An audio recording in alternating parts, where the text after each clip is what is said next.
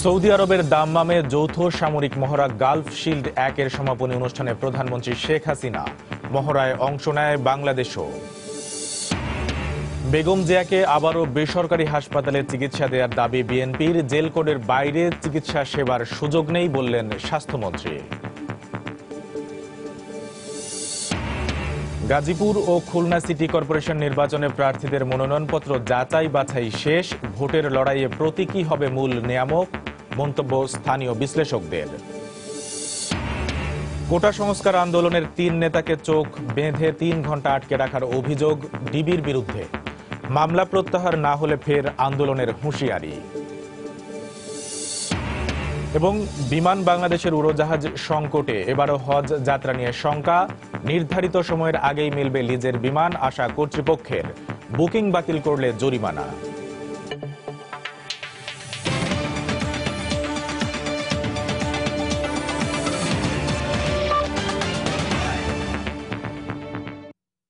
প্রবাসী সময়ের সঙ্গে আছি আমি কামরুল হাসান সবুজ। 14 জুলাই শুরু হচ্ছে এবারের হজ ফ্লাইট। হজ যাত্রী পরিবহনে বিমান বাংলাদেশ এয়ারলাইন্স এরই মধ্যে 4টি উড়োজাহাজ লিজ নেওয়ার সিদ্ধান্ত নিলেও এখন পর্যন্ত 2টি পাওয়া গেছে। এ অবস্থায় হজ যাত্রী পরিবহনের সংকটের আশঙ্কা করছে হজ এজেন্ট অ্যাসোসিয়েশন হাব। নির্ধারিত সময়ের মধ্যে আরও 2টি উড়োজাহাজ লিজ নেওয়ার ব্যাপারে আশাবাদী কর্তৃপক্ষ। এদিকে এবছর থেকে আসন বুকিং বাতিল করলে জরিমানা করার সিদ্ধান্ত নেওয়া হয়েছে। বিস্তারিত জানাচ্ছেন হাজেরা শিউলি। ধর্ম মন্ত্রণালয় ও হজ এজেন্সিগুলোর অব্যবস্থাপনা, ভিসা জটিলতা, উড়োজাহাজ সংকট সহ নানা কারণে প্রতি বছরই হজ ফ্লাইট নিয়ে বিড়ম্বনায় পড়তে হয় হজযাত্রীদের। গেল বছরে হজ ফ্লাইট পরিচালনার জন্য বাংলাদেশ বিমান 2টি উড়োজাহাজ ভাড়া নিলেও লিজের উড়োজাহাজ পেতে দেরি হওয়ায় আন্তর্জাতিক রুটে অনেক ফ্লাইট বাতিল করা হয়। তখন বিমানের বহরে 13টি উড়োজাহাজ থাকলেও 2টি কমে বর্তমানে আছে 11টি। এই প্রেক্ষাপটে সুষ্ঠুভাবে হজ ফ্লাইট পরিচালনার লক্ষ্যে এবার 4টি উড়োজাহাজ লিজ নেওয়ার সিদ্ধান্ত নেয় সংস্থাটি।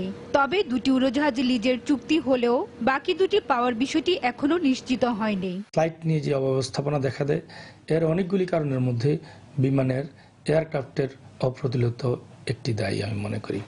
এবছর শোনা যাচ্ছে এয়ারক্রাফটের অপ্রতুলতা এ নিয়ে আরেকটি নতুন সমস্যার সৃষ্টি হবে। ফাইনালি ওনারা যদি এয়ারক্রাফট আনতে ব্যর্থ হন তাহলে অন্যান্য এয়ারলাইন্সকে সুযোগ দেওয়া উচিত। 2টি উড়োজাহাজ আমাদের এই মারানোর বিষয়টি চূড়ান্ত হয়েছে এবং বাকি 2টি উড়োজাহাজ আমাদের লিজে নেওয়ার জন্য ইতিমধ্যে আমাদের আরএফপি আমরা পত্রিকায় ফ্লোট করেছি। আমরা আশা করছি হজ শুরু হওয়ার আগেই আমরা বাকি 2টি উড়োজাহাজ নেওয়ার বিষয়টা আমরা চূড়ান্ত করতে পারবো। এবার আসন খালি না থাকা নিশ্চিত করতে অগ্রিম ভাড়া নেওয়া সহ বুকিং বাতিল করলে জরিমানা করার সিদ্ধান্ত নিয়েছে কর্তৃপক্ষ। আমাদের চূড়ান্ত ফ্লাইট শিডিউল আমরা ঘোষণা করব, যাতে করে হজ এজেন্টগণ যাবতীয় সকল কাজ সম্পূর্ণ করে আমাদের প্রত্যেকটা ফ্লাইটে তারা নিয়মিত হজ যাত্রী যোগান দিতে পারেন। আরও প্ল্যান আমরা হাতে নিয়েছি, তার মধ্যে আমরা এবছর হজ যাত্রীদের টিকিটের টাকা সেটা 100% অগ্রিম নেওয়ার জন্য আমাদের সুপারিশ রয়েছে। এবছর মোট 1,27,198 জনের হজ পালনে সৌদি আরব যাওয়ার কথা। এর মধ্যে অর্ধেক বাংলাদেশ বিমান এবং বাকি যাত্রী পরিবহন করবে সৌদি এয়ারলাইন্স। হাজেরা শিউলি, সময় সংবাদ, ঢাকা। সৌদি আরবের দাম্মামে 24 দেশের অংশগ্রহণে অনুষ্ঠিত গালফ শিল্ড 1-এর যৌথ সামরিক মহড়া পরিদর্শন করেছেন প্রধানমন্ত্রী শেখ হাসিনা। সোমবার স্থানীয় সময় দুপুরে সৌদি আরবের পূর্বাঞ্চলীয় প্রদেশ আল জুবাইলে সামরিক মহড়ার সমাপনী পর্বে বিশ্ব নেতাদের সঙ্গে যোগ দেন তিনি। এই মহড়ায় 24টি দেশের সামরিক বাহিনীর পাশাপাশি যোগ দেয় বাংলাদেশের সশস্ত্র বাহিনীও। এই যৌথ সামরিক মহড়ার সমাপনী কুচকাওয়াজ উপলক্ষে সৌদি বাদশাহ সালমান বিন আব্দুল আজিজ আল সৌদের আমন্ত্রণে সৌদি আরবে যান প্রধানমন্ত্রী। অনুষ্ঠান স্থলে পৌঁছালে শেখ হাসিনাকে স্বাগত জানান সৌদি বাদশাহ। কার্যসূচি অনুযায়ী স্থানীয় সময় সোমবার দুপুর 1টা থেকে বিকেল পর্যন্ত এই মহড়া পরিদর্শন করেন প্রধানমন্ত্রী। এদিকে সৌদি আরবের কর্মসূচি শেষে ইংল্যান্ডে অনুষ্ঠেয় কমনওয়েলথ এর সরকার প্রধানদের সম্মেলনে যোগ দিতে স্থানীয় সময় সন্ধ্যা 6:30টার পর প্রধানমন্ত্রী সৌদি এয়ারলাইন্সের একটি বিশেষ ফ্লাইটে লন্ডনের উদ্দেশ্যে রওনা হয়েছেন বলে জানা গেছে।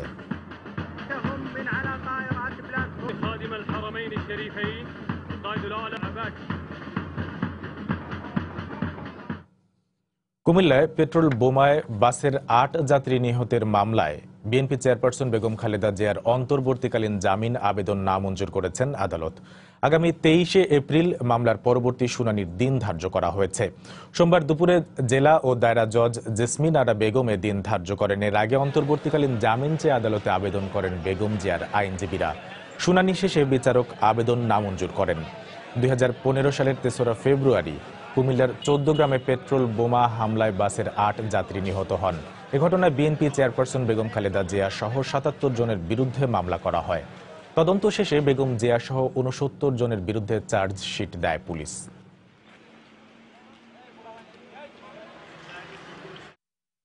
বিএনপি চেয়ারপারসন বেগম খালেদা জিয়াকে আবারও ব্যক্তিগত চিকিৎসকের তত্ত্বাবধানে বেসরকারি হাসপাতালে চিকিৎসা দেওয়ার দাবি জানিয়েছেন দলের সিনিয়র যুগ্ম মহাসচিব রুহুল কবির রিজভী। সোমবার রাজধানীর নয়াপল্টনে দলের কেন্দ্রীয় কার্যালয়ের সংবাদ সম্মেলনে দাবি জানান তিনি।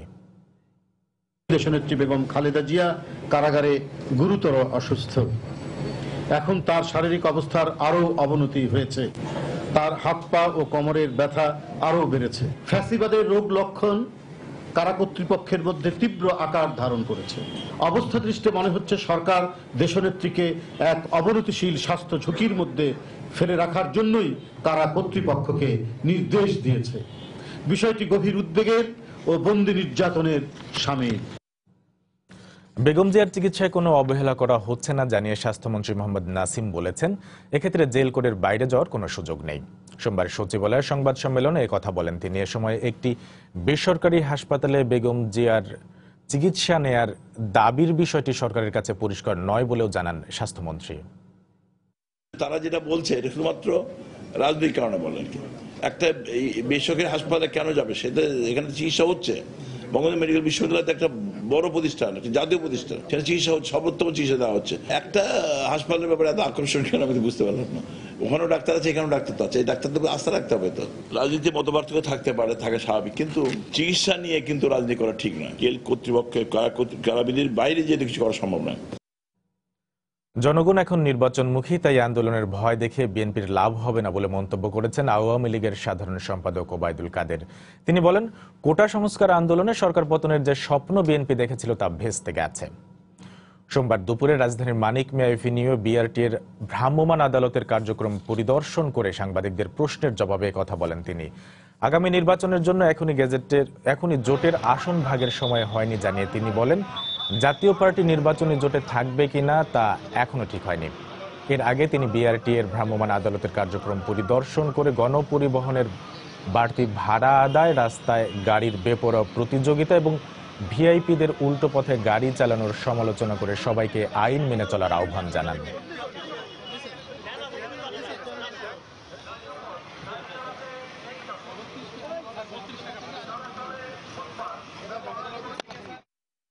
মালিক শ্রমিকদেরকে তাদেরকে মানসিকতার পরিবর্তন করতে হবে এবং তাদের চালকদেরকে কাউন্সিলিং করতে হবে। শৃঙ্খলা মেনে চলুন, উল্টো পথে গাড়ি চালাবেন না। যত প্রভাবশালী হন, উল্টো পথে গাড়ি চালানো যাবে না। কোটার ভেতর সরকার বিরোধী আন্দোলনের রঙিন খোয়া কর্পূরের মতো উবে গেছে। 2টি সিটি কর্পোরেশন হচ্ছে ইলেকশন, এরপরে 2টি সিটি কর্পোরেশন মানে ওই 2 ডিভিশনের সব ভোটাররা এর সঙ্গে জড়িয়ে গেছে। এরপরে হবে আরও 5টি সিটি কর্পোরেশন নির্বাচন। সেমিফাইনাল চলছে, এখন আর আন্দোলনে কাজ হবে না। খুন, গুম ও ধর্ষণের মাত্রা বেড়ে যাওয়ায় দেশের মানুষ নিরাপত্তাহীনতায় ভুগছে বলে মন্তব্য করেছেন জাতীয় পার্টির চেয়ারম্যান এইচ.এম. এরশাদ। সোমবার বিকেলে লালমনিরহাটের আদিতমারী উপজেলায় দলের জনসভায় একথা বলেন তিনি। মানুষ কথা বলতে পারে না, লিখতে পারে না, রাতের বেলা গুম হয়ে যায়, খুন হয়ে যায়, মেয়েরা ধর্ষিত হয়, এর কোন ঠিক ঠিকানা নাই, নিরাপদ না। হিন্দু ভাইরা, আমার সময় কিন্তু কোনো মন্দির আক্রমণ হয় নাই। আপনার সুখে ছিলেন, শান্তিতে ছিলেন, নিরাপদে ছিলেন। মহিলা আসন 50টা আছে না, এবার হিন্দুদের জন্য 30টা আসন। আবার লাঙ্গল ক্ষমতা আসবে, আমার দেশের নিরাপদ হবে, মানুষ শান্তিতে ঘুমাতে পারবে, খুন যখন থাকবে না। প্রবাসের সময় আরো থাকছে। তুষার ঝড় জ্যান্টোর প্রভাবে নিউ ইয়র্কে ব্যাপক বৃষ্টিপাত। প্রাথমিকভাবে 3 জনের মৃত্যু, স্বাভাবিক হতে শুরু করেছে জনজীবন।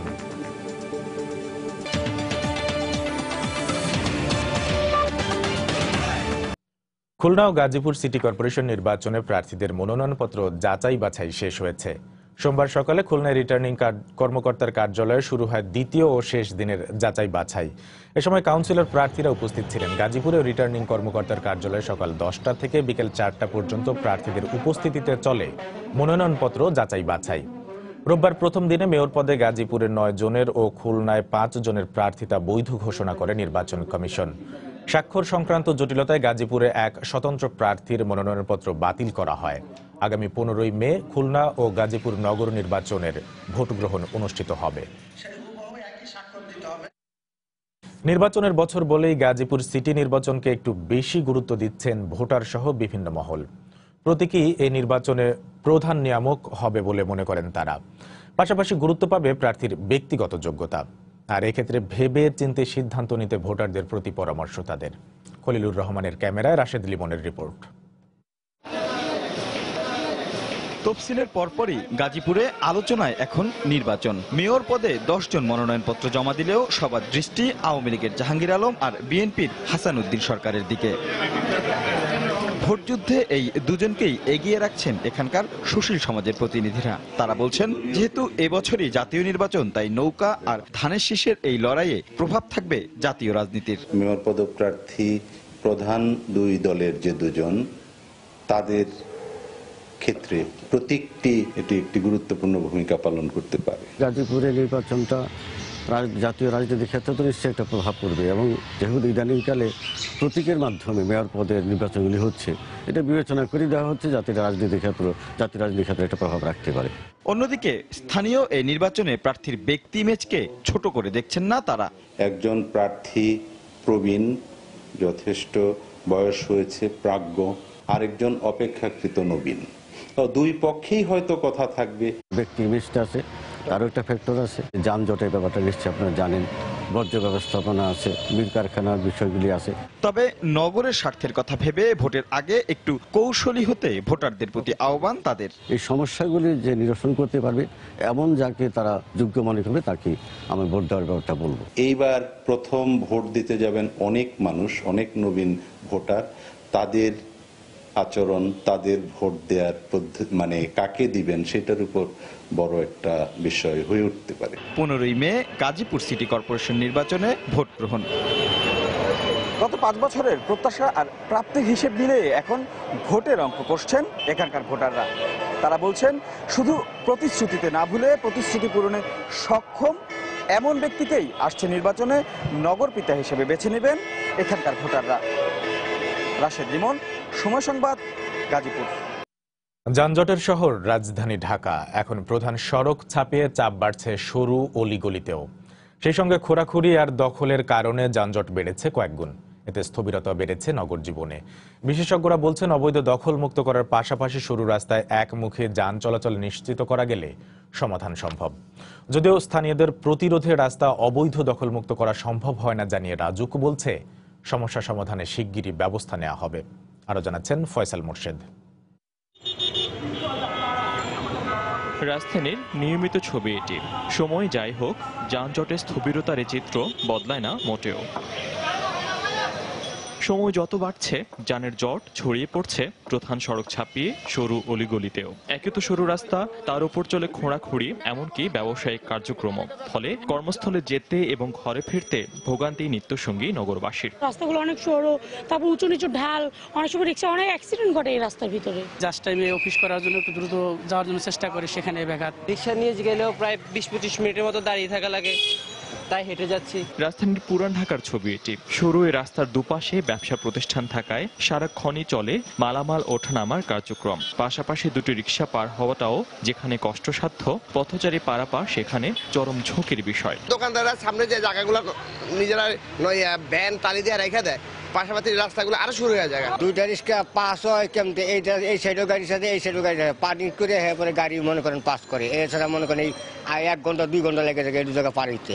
সংকট সমাধানে মেয়রের ক্ষমতা বাড়ানো, সরু রাস্তা কেন্দ্রিক এলাকাগুলোতে একমুখী যান চলাচল ব্যবস্থা চালু সহ কার্যকর পদক্ষেপ নেওয়ার কথা বলছেন এই বিশেষজ্ঞ। খুবই সহজ সমাধান আছে। খোঁজ নিলে দেখবে ওই রাস্তার প্যারালাল অন্য আরেকটি রাস্তা আছে। তাহলে তুমি একটি রাস্তাকে ইন করার ব্যবস্থা করো, আরেকটি রাস্তাকে আউট করার ব্যবস্থা করো। অর্থাৎ একমুখী রাস্তায় যদি পরিবর্ধন করা যায় তাহলে যানবাহনের চাপ তোমার প্রায় অর্ধেক হয়ে যায়। এদিকে স্থানীয়দের প্রতিরোধের মুখে অতীতে নেয়া কার্যক্রম সফল হয়নি দাবি করে রাজুক বলছে সমস্যা সমাধানে একগুচ্ছ পদক্ষেপ নেওয়া হয়েছে। যেখানে কাজ করা হবে সেখানকার জনগণের প্রতিরোধ এগুলো নিয়ে বিষয়গুলি আর আগায়নি। রাজুক কাজ করছে, আশা করি যে খুবই তাড়াতাড়ি এই বিষয়ে একটা ডেভেলপমেন্ট প্রজেক্ট প্রপোজাল যেটা এটা সাবমিট করা যাবে। সকাল গড়িয়ে দুপুর, দুপুর গড়িয়ে রাত, দিনের কর্মব্যস্ততা শুরু যে জ্যাম পেরিয়ে সেই ভোগান্তি শেষ হয় না মাঝরাতেও। অফিস ফেরত মানুষের ভোগান্তি পৌঁছায় চরমে, বিরক্তিও তখন সীমা ছাড়ায়। তাই দুর্ভোগ নিরসনে অবিলম্বে কার্যকর পদক্ষেপ নেওয়ার দাবি জানিয়েছেন নগরবাসী। ফয়সাল মোর্শেদ, সময় সংবাদ, ঢাকা। রাজধানীর গুলশানের জুয়েলারিতে চুরির ঘটনা রহস্যজনক বলে দাবি করেছে পুলিশ। তবে ঘটনার সঙ্গে জড়িতদের ধরতে পুলিশ, ডিবি ও সিআইডি তদন্ত শুরু করেছে বলে দাবি করা হয়েছে। মালিকপক্ষের দাবি, গুলশান 2-এর ডিসিসি মার্কেটে থাকা নিউ আমিন জুয়েলার্সের দোকানটি পহেলা বৈশাখ রাত 10টার দিকে বন্ধ করা হয়। এরপর রোববার সাপ্তাহিক ছুটির শেষে সোমবার সকালে দোকান খুলে সিন্ধুকের টাকা ও স্বর্ণালংকার খোয়া গেছে বলে জানতে পারে। তবে কি পরিমাণ স্বর্ণালংকার ও টাকা চুরি গেছে তা এখনো পরিমাপ করতে পারেনি দোকান কর্তৃপক্ষ। বিষয়টি পুলিশকে জানানো হলে পুলিশের ঊর্ধ্বতন কর্মকর্তারা ঘটনাস্থল পরিদর্শন করেন। পুলিশ জানায়, মার্কেটে নিরাপত্তা ব্যবস্থা থাকলেও এর মধ্যেই দোকানটির ছাদ ভেঙে দোকান চুরির আলামত পাওয়া গেছে। চুরি করার পর ছাদটি ঢালাই করে রাখা হয়েছে বলেও পুলিশের পক্ষ থেকে জানানো হয়। এ ঘটনায় অভিযোগ করা হলেও এখনো কোনো মামলা করা হয়নি।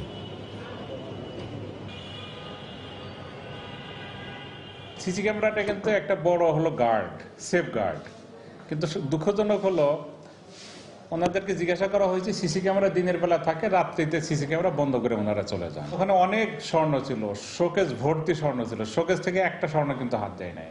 আবার টাকা যেটা ছিল, অনেক টাকা ছিল, সব টাকাও নেয় নাই। তাতে এতে একটু সন্দেহ হয়। ব্রাক ব্যাংকে চুরি হয়েছিল, মোটামুটি লকার 100-র উপরে তারা ভেঙে সব গহনা নিয়ে গেছে এবং বস্তায় ভরে নিয়ে গেছে। এখানে কিন্তু সুযোগ ছিল সেই টাইপের ঘটনা ঘটে নাই। প্রবাসের সময়ে আরো থাকছে, দেশে ফিরল গোল্ড কোস্ট কমনওয়েলথ গেমসে 2 রৌপ্য জয়ী বাংলাদেশ শুটিং দল। মঙ্গলবার রাজধানীতে বিজয় র্যালি।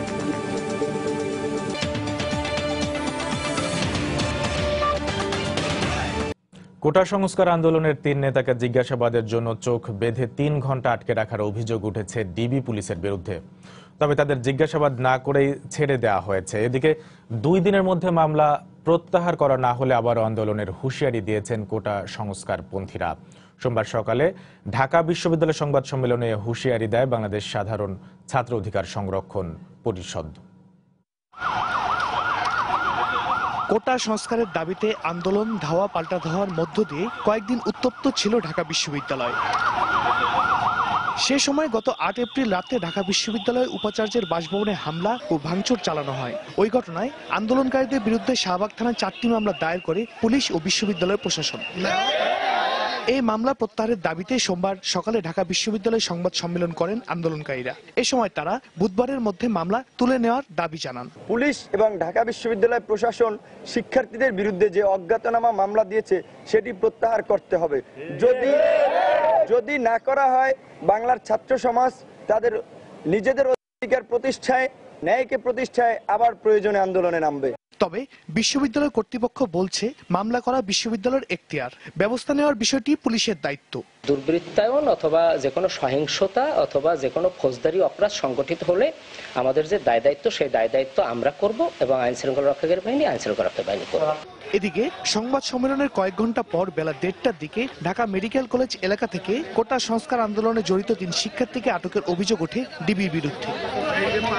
পরে আবারও সংবাদ সম্মেলনে আন্দোলনকারীরা জানান, আটককৃতদের ছেড়ে দেওয়া হলেও পুলিশ তাদের এবং পরিবারের সদস্যদের নানাভাবে হয়রানি করছে। আমাদের ধাক্কা টাক্কা মেরে আমাদেরকে যেভাবে পারছে গাড়িতে উঠাইছে।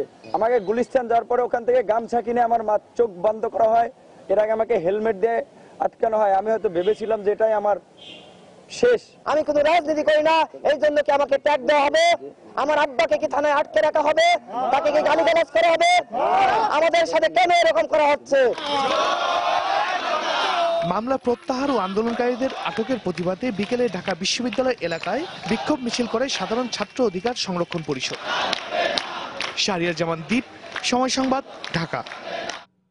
মঙ্গলবার ঐতিহাসিক মুজিবনগর দিবস। 1971 সালের 17 এপ্রিল মেহেরপুরের বৈদ্যনাথ তলার আম্রকাননে শপথ নেয় বাংলাদেশের প্রথম অস্থায়ী সরকার। প্রতি বছরের মতো এবারও দিনটিকে ঘিরে থাকছে নানা আয়োজন। দর্শনার্থীদের দাবি আম্রকাননকে পর্যটন বান্ধব করা হোক।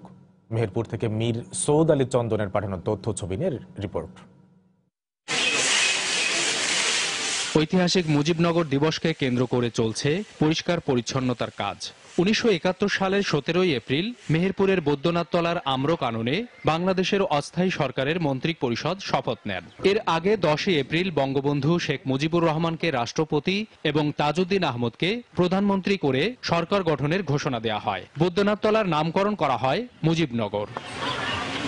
ঐতিহাসিক এই স্থানকে কেন্দ্র করে গড়ে ওঠে পর্যটন স্পট, যেখানে চিত্রকর্মের মাধ্যমে ফুটিয়ে তোলা হয়েছে মুক্তিযুদ্ধের দৃশ্যপট। তবে পর্যটন বান্ধব না হওয়ায় ক্ষোভ জানিয়েছেন আগত দর্শনার্থীরা। শিশুদের জন্য খেলাধুলার জায়গা, নাগরদোলা ইত্যাদি ইত্যাদি যদি করা হতো তাহলে আরো এই মুজিবনগরের সৌন্দর্যতা বৃদ্ধি পেত। গেস্ট রুম, লোকদের উঠা বসার, আসে একটু বিশ্রাম নেওয়ার, কিন্তু এগুলো নাই। এটা যেন আবার নতুন করে সাজানো হয়, সংস্করণ করা হয়। স্বাধীন বাংলাদেশের প্রথম সরকারকে গার্ড অব অনার দেয়া 12 জন আনসার সদস্যের মধ্যে এখনো জীবিত আছেন 4 জন। ভাস্কর্য নির্মাণ সহ নানা দাবি তাদের। 8 জনের ভাস্কর হয়েছে, বাকি 4 জনের হয়নি। কিন্তু কেন হয়নি আমরা জানি না। সরকার থেকে জমি দিয়েছিল, এই জমি আমরা 6 জন পেয়েছি, 6 জন পাইনি। এদিকে রক্ষণাবেক্ষণের অভাবে নির্মাণাধীন মুক্তিযুদ্ধ স্মৃতি কমপ্লেক্স জৌলুস হারাচ্ছে বলে দাবি স্থানীয় জনপ্রতিনিধির। বিষয়টি স্বীকার করে লোকবলের অভাবকে দায়ী করছেন জেলা প্রশাসক। ভাস্করগুলো আছে, এগুলো খুব ছোট ছোট, এই ছোটগুলো আরো বড় করা এবং আরো দৃষ্টিনন্দন করা, যা কিনা লক্ষ লক্ষ মানুষ সারা বাংলাদেশ থেকে আসবে এই দৃষ্টিনন্দন একটি জিনিস দেখার জন্য। যেটুকু আমাদের কমপ্লিট হয়ে গেছে, একটু যদি লোকবল দিয়ে যদি ওইখানে মেইনটেনেন্সটা রাখা যায়, তাহলে এটলিস্ট আমরা যে এই যে প্রতি বছর 17 এপ্রিল আসার আগে 1 মাস আগে একটু তোড়জোড় করা হয়, এই জিনিস আর থাকবে না। দিনটিকে কেন্দ্র করে জেলা প্রশাসনের উদ্যোগে মেহেরপুরের মুজিবনগরে জাতীয় পতাকা উত্তোলন, গার্ড অব অনার, স্মৃতিসৌধে পুষ্পস্তবক অর্পণ ও আলোচনা সভার আয়োজন করা হয়েছে। সময় সংবাদ, মেহেরপুর। এবার প্রবাসের খবর। নানা আয়োজনে বাংলা নতুন বছরকে বরণ করে নিয়েছে কুয়েত, ফ্রান্স এবং জেদ্দার প্রবাসী বাংলাদেশিরা। এ সময় বিদেশের মাটিতেও দেশের সংস্কৃতি ছড়িয়ে দেওয়ার অঙ্গীকার করেন প্রবাসীরা। শনিবার সকালে কুয়েতের ফান্তাস পার্কে বৈশাখী অনুষ্ঠানের আয়োজন করে স্থানীয় বাঙালি প্রবাসীরা। বৈশাখী পোশাক পরে এতে অংশ নেয় প্রবাসী নারী, পুরুষ ও শিশুরা। আয়োজন করা হয় বাহারি স্বাদের পিঠা ও বাঙালি খাবারের। শেষে প্রবাসীদের অংশগ্রহণে অনুষ্ঠিত হয় মনোজ্ঞ সাংস্কৃতিক অনুষ্ঠান।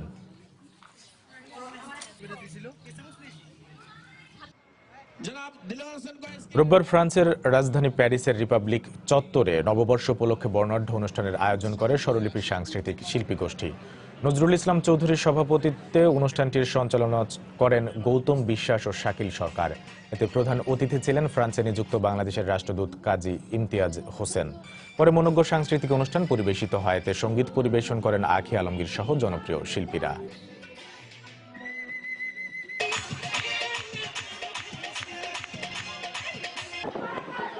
বৃহত্তর নোয়াখালী প্রবাসী জাতীয়তাবাদী নাগরিক ফোরামের পক্ষ থেকে সৌদি আরবের জেদ্দায় বনভোজন ও বাংলা নববর্ষ 1425 উৎসব উদযাপন করা হয়েছে। শনিবার স্থানীয় একটি কমিউনিটি সেন্টারে আয়োজন করা হয়। এতে সভাপতিত্ব করেন সংগঠনের সভাপতি রওশন জামিল শিপু। ফরিদপুরে হাট ইজারাকে কেন্দ্র করে 2 গ্রুপের সংঘর্ষে 1 জন নিহত হয়েছেন। আহত হয়েছেন আরও 10 জন।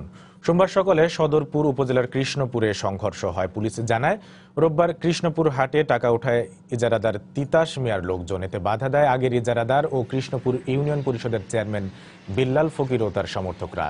এ সময় দুপক্ষের মধ্যে ধস্তাধস্তি হয়। এরই জেরে সোমবার সকালে ফের সংঘর্ষে জড়িয়ে পড়ে উভয় পক্ষ। এতে মান্নান শিকদার নামে 1 জন নিহত হন। আহত 10 জনকে সদরপুর উপজেলা স্বাস্থ্য কমপ্লেক্স ও ফরিদপুর মেডিকেল কলেজ হাসপাতালে ভর্তি করা হয়।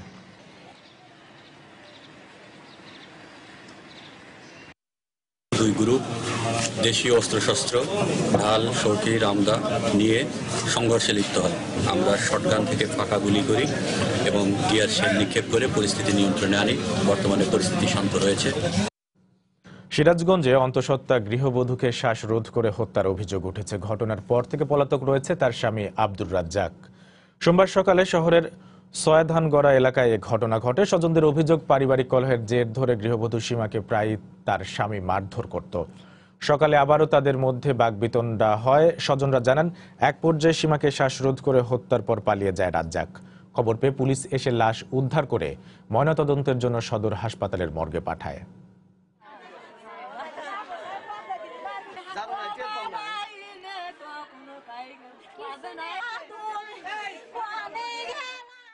ডেলি মারতো, এগুলো করতে করতে আর সন্দেহ করতে বেশি। মেয়ের একটা বোন আছে প্রতিবন্ধী, আর সামনে বলে গলা চিবিতে মেরা লাইছে। স্বামী স্ত্রী ঝগড়াঝাটি করার পরে এই মেয়েটাকে মারার করে থিয়া উনি পলাইছে। আর আমরা সুষ্ঠু বিচার চাই আর কি। প্রাথমিকভাবে জিজ্ঞাসাবাদে যতটুকু জানা যায় যে এটা কোনো পারিবারিক কলহের জের ধরে বোধহয় হত্যাকাণ্ডটা হয়েছে। টানা 2 বোরো মৌসুমে ফসল হারিয়ে অনেকটা নিঃস্ব হয়ে যাওয়া সুনামগঞ্জের হাওরবাসী এবার বাম্পার ফলনে ঘুরে দাঁড়ানোর স্বপ্ন দেখছেন। ধান কাটার পাশাপাশি অনেক এলাকায় চলছে মারাই। গত বছরের ক্ষতি কিছুটা পুষিয়ে নিতে ধানের ন্যায্য মূল্য নির্ধারণের দাবি জানিয়েছেন তারা। বিস্তারিত জানাচ্ছেন ইকরামুল কবির। পরপর দুবারের বন্যায় বছরের একমাত্র ফসল বোরো ধান হারিয়ে নিঃস্ব হয়ে পড়েছিল হাওরবাসী। এবার বোরোর বাম্পার ফলনে খুশি ক্ষতিগ্রস্তরা। এবার খুব সুন্দর ধান হয়েছে, ফসল খুব সুন্দর ফলছে, আমরা খুব খুশি হয়েছি। ধান ভালো হয়েছে, এবার মরা ডরাও নাই, আপনার খুব ভালো ধান হয়েছে। এবারে ধান হয়েছে, আমরা খুব বেশি ভালোই লাগে, খুব খুশি আছি আমরা। এবার যেন আমরা ফসল গোয়ার পরে তুলতে পারি, আমরা তুলে বেচতে পারবো এবং আমরা অনেক লাভ হবে। তবে হাওরবাসী ফলন ঘরে না ওঠা পর্যন্ত বিপর্যস্ত আবহাওয়ার জন্য আতঙ্কে আছে। অন্যদিকে পানি উন্নয়ন বোর্ড বলছে 123 কোটি টাকার হাওর রক্ষা বাঁধ নির্মাণ করা হয়েছে এবছরে।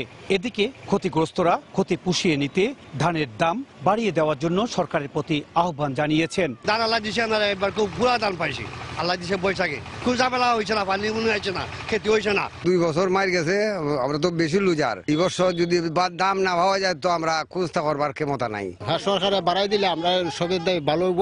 সরকারও বাঁচত, আমরা না, সরকারও বাঁচত, আমরাও বাঁচতাম।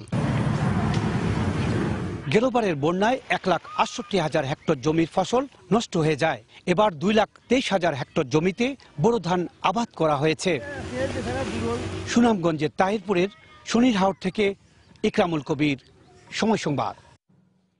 অর্থ বরাদ্দ হলেও দখলদারদের মামলায় থমকে আছে যশোরের ভৈরব নদের সংস্কার কাজ। এর মধ্যে 25 দখলদার উচ্চ আদালতের শরণাপন্ন হয়েছেন। পরিবেশবিদ ও পানি উন্নয়ন বোর্ডের কর্মকর্তারা বলছেন, দ্রুত মামলা নিষ্পত্তি না হলে লক্ষ্য বাস্তবায়ন বাধাগ্রস্ত হবে। জেলা প্রশাসন বলছে, আইনি লড়াই চালানোর উদ্যোগ নেওয়া হয়েছে। যশোর প্রতিনিধি জুয়েল মৃধার তথ্য ও আবুল কালাম আজাদের ছবি নিয়ে ডেস্ক রিপোর্ট। যশোরবাসীর দীর্ঘদিনের দাবির প্রেক্ষিতে 2010 সালে প্রধানমন্ত্রী শেখ হাসিনা যশোর বিজ্ঞান ও প্রযুক্তি বিশ্ববিদ্যালয়ের ক্যাম্পাস উদ্বোধন করতে এসে ভৈরব নদ খননের প্রতিশ্রুতি দেন। এরপর পানি সম্পদ মন্ত্রণালয় ভৈরব নদের রিভার বেসিন এলাকার পানিবদ্ধতা দূরীকরণ ও টেকসই পানি ব্যবস্থাপনা উন্নয়ন প্রকল্প নামে প্রকল্প গ্রহণ করে। এই প্রকল্পের আওতায় চুয়াডাঙ্গা জেলার মাথাভাঙ্গা নদী থেকে যশোরের অভয়নগর উপজেলার আফরাঘাট পর্যন্ত 129 কিলোমিটার নদী খননের উদ্যোগ নেওয়া হয়েছে। এর মধ্যে যশোরের চৌগাছার তাহিরপুর থেকে আফরাঘাট পর্যন্ত খনন কাজ শুরু হয়েছে। 7টি প্যাকেজে 23 কিলোমিটারের কার্যাদেশ প্রদান করেছি ফতেপুর পর্যন্ত। তো এর মধ্যে আপনার ইতিমধ্যে 23 কিলোমিটারের খনন কাজ জায়গায় জায়গায় শুরু হয়েছে। আমরা 500 মিটারের একটা প্রজেক্ট শুরু করছি। এই 500 মিটারে ধরেন আমাদের 70-75 ভাগ কাজ অগ্রগতি হয়েছে। তবে নদীর এই প্রশস্ততা যশোর শহরে এসে রক্ষা করা নিয়ে শঙ্কা প্রকাশ করেছেন ভৈরব বাঁচাও আন্দোলনের সাথে জড়িতরা। একই আশঙ্কা পানি উন্নয়ন বোর্ডের এই কর্মকর্তারও। কনেশপুর থেকে যখন নদীর ভৈরব খনন শুরু হয়, তার যে প্রশস্ততা আমরা শঙ্কা করছি যে শহরের মধ্যে সেই প্রশস্ততা কিন্তু আসলে নদীতে থাকবে না। এই প্রকল্পের যে উদ্দেশ্য, সেই উদ্দেশ্য যদি আমরা অর্জন করতে চাই তাহলে অবশ্যই যে অবৈধ স্থাপনাগুলো আছে সেগুলো উচ্ছেদপূর্বক নদী পূর্ণ সেকশনে খনন করতে হবে। গত 28শে জানুয়ারি অবৈধ স্থাপনা সরিয়ে নিতে 296 জন ব্যক্তি ও প্রতিষ্ঠানকে নোটিশ দেওয়া হয়েছে, যাদের অনেকে মামলার আশ্রয় নিয়েছেন। তবে জেলা প্রশাসন বলছে নদের প্রশস্ততা রক্ষায় আইনি লড়াই চালানোর উদ্যোগ নেওয়া হয়েছে। ইতিমধ্যে অ্যাটর্নি জেনারেল অফিস এবং আমাদের পানি উন্নয়ন বোর্ডের প্যানেল লয়ারদের সাথে যোগাযোগ করেছি। আশা করছি যে অচিরেই সেই নিষেধাজ্ঞাগুলো ভ্যাকেট হবে এবং আমরা উচ্ছেদ কার্যক্রম পরিচালনা করতে পারবো। কাজ শুরু হওয়া 96 কিলোমিটার নদী খননে বরাদ্দ ধরা হয়েছে 195 কোটি টাকা। এর মধ্যে প্রথম পর্যায়ে 7টি প্যাকেজের আওতায় যশোর সদরের কনেজপুর, শেখহাটি, নীলগঞ্জ, ঘোড়াগাছি, মুন্সেফপুর ও ফতেহপুরে 66 কোটি টাকার কাজ চলছে। সময় সংবাদ, যশোর। দেখছেন প্রবাসী সময়ে। মোংলায় ডুবে যাওয়া কয়লা বোঝাই লাইটারের জাহাজের অবস্থান শনাক্ত হয়েছে। মঙ্গলবার সকালে জাহাজটি উদ্ধারের কাজ শুরু করার কথা জানিয়েছে মালিকপক্ষ। সোমবার বিকেলে মোংলা বন্দর কর্তৃপক্ষ এবং জাহাজ মালিক পক্ষের উদ্যোগে যৌথ অনুসন্ধান শুরু হয়। প্রয়োজনীয় সরঞ্জাম না থাকায় জাহাজটি উদ্ধারে মঙ্গলবারের কাজ শুরুর সিদ্ধান্ত নেওয়া হয়। এদিকে জাহাজ উদ্ধারে মালিক পক্ষকে 15 দিনের সময়সীমা বেঁধে দিয়েছে বন্দর কর্তৃপক্ষ। শনিবার ভোররাতে মোংলা বন্দরের হারবাড়ি এলাকায় এমভি বিলাস নামে কয়লা বোঝাই একটি লাইটারের জাহাজ ডুবোচরে আটকা পড়ে। এক পর্যায়ে তলা ফেটে জাহাজটি ডুবে গেলেও নৌযানের মাস্টার সহ সবাই সাঁতরে তীরে উঠতে সক্ষম হন। এ ঘটনায় মোংলা থানায় 2টি সাধারণ ডায়েরি করা হয়। এদিকে পশুর নদীর পানির নমুনা সংগ্রহ করেছে পরিবেশ অধিদপ্তর গঠিত 3 সদস্যের তদন্ত কমিটি।